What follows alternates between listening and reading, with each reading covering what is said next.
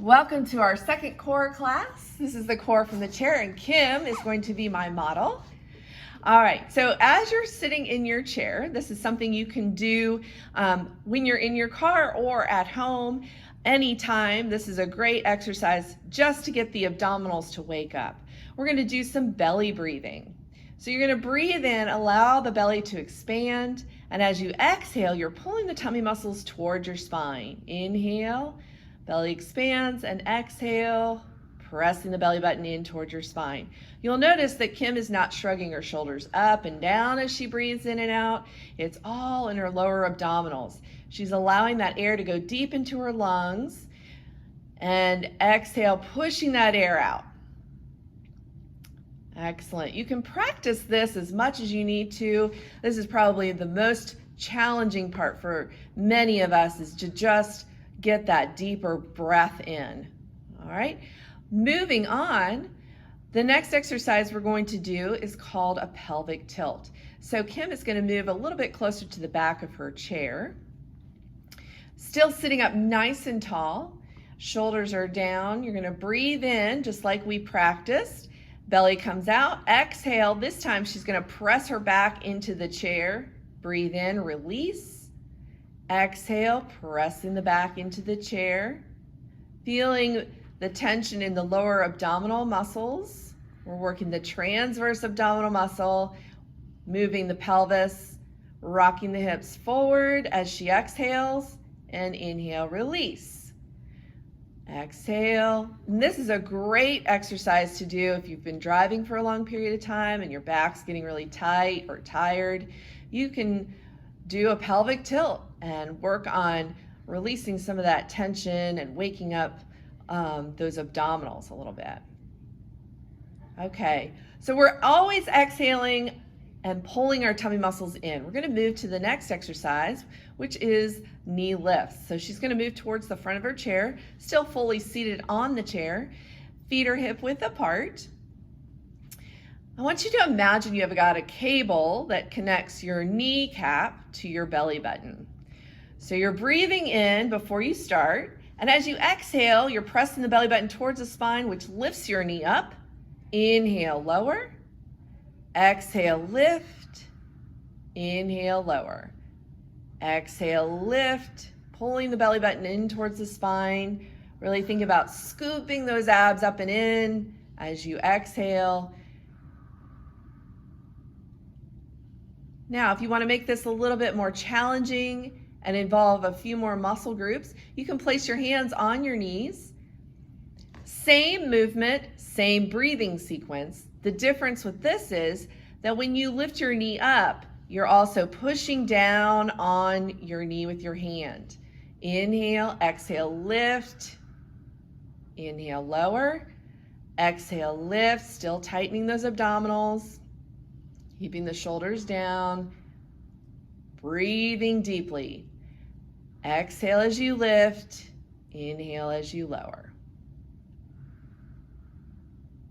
Excellent. You can perform this 5 times to 10 times on each leg.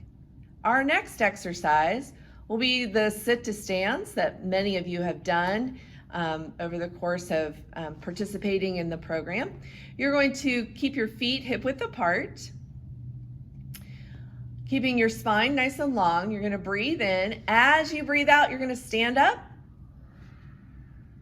And you can use your hands to push yourself up, but we're really focused on squeezing the glutes as you come to a standing position. You're going to breathe out as you come up, squeeze the glutes, and then inhale, slowly lower down. Exhale, lift up, and lower down, lift up. Now, if you want to make this more challenging, you can try going back but not actually sitting, and tap and lift up. So tapping your hips and then lifting up, tapping your hips and lifting up. Perform this 5 to 10 times. You'll notice that Kim's knees don't go over her toes. Her weight is back in her heels.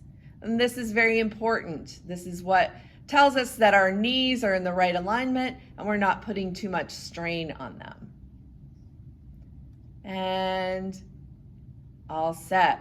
The next exercise we're going to do is called bird dog. Kim's going to move to the back of the chair, standing behind the chair.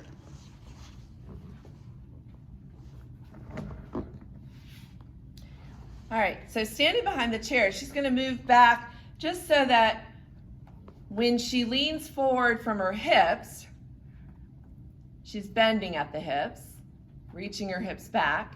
She's got her feet hip width apart. Her weight is even between her feet and her arms. So she's also going to shift forward so that her shoulders are a little bit more over her wrists. Okay? So very similar to being on all fours, but we're in a standing position.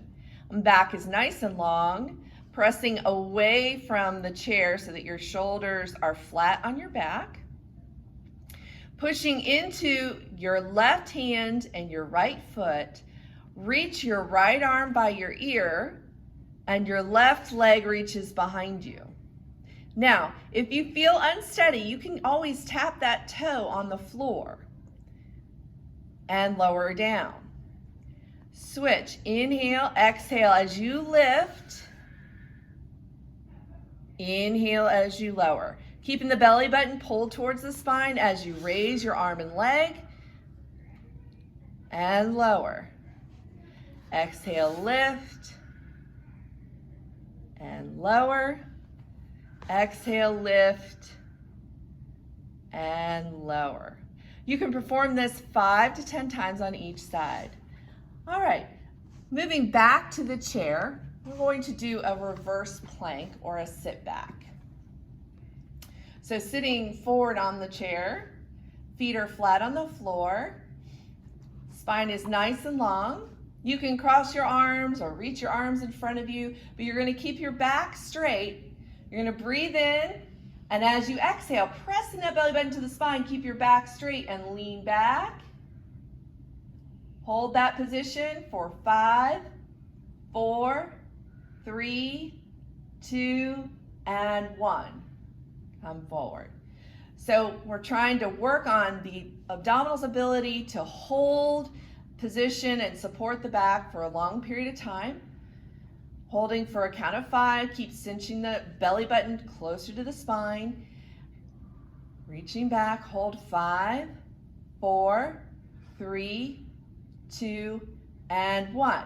Now, you can also do another variation of plank, and Kim will demonstrate this behind the chair.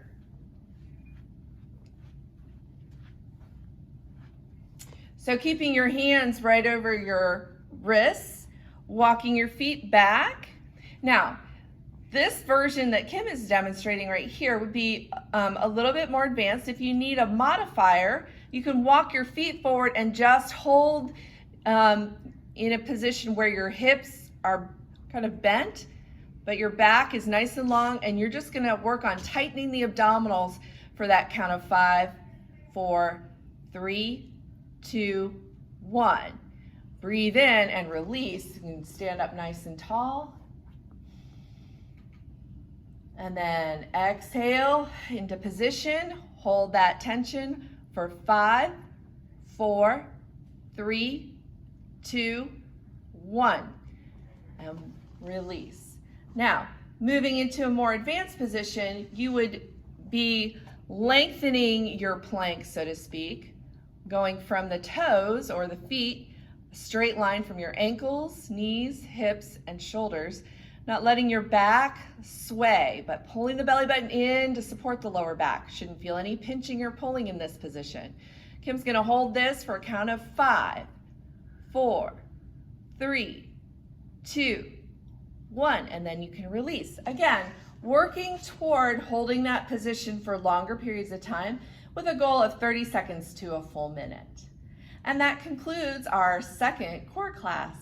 Thanks.